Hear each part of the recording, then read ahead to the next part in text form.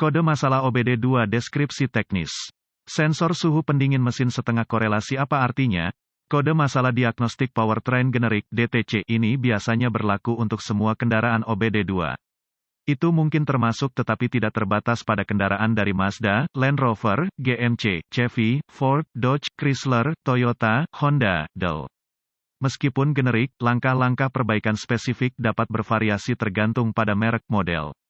Pada kesempatan langka bahwa kode P011A disimpan dalam kendaraan OBD2, itu berarti bahwa modul kontrol powertrain (PCM) telah mendeteksi masalah dengan sinyal yang berkorelasi antara dua sensor suhu pendingin engine terpisah (ECT). Sensor-sensor ini telah ditetapkan sebagai A dan B tetapi juga bisa disebut primer dan sekunder. Jelas, kode ini hanya digunakan pada kendaraan dengan beberapa sensor ECT.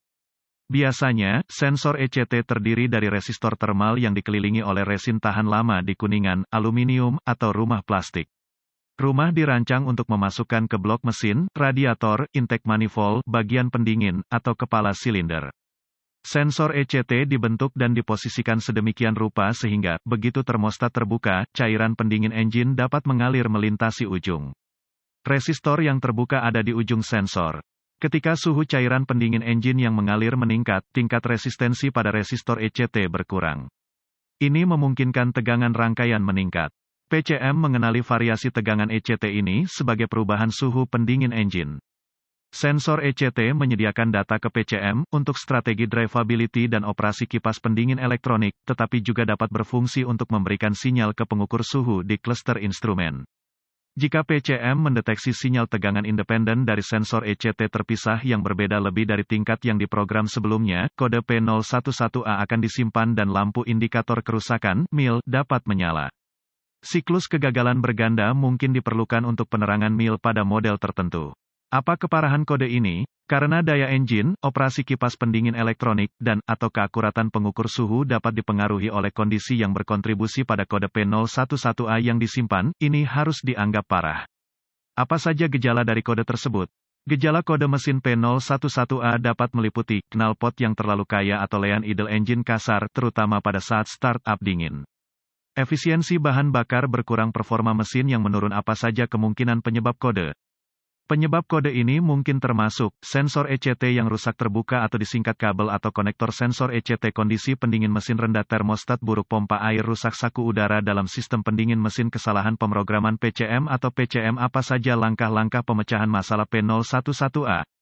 Saya suka memiliki akses ke pemindai diagnostik, volt digital, ohmmeter, DVOM, dan sumber informasi kendaraan yang dapat diandalkan sebelum mencoba mendiagnosis kode P011A.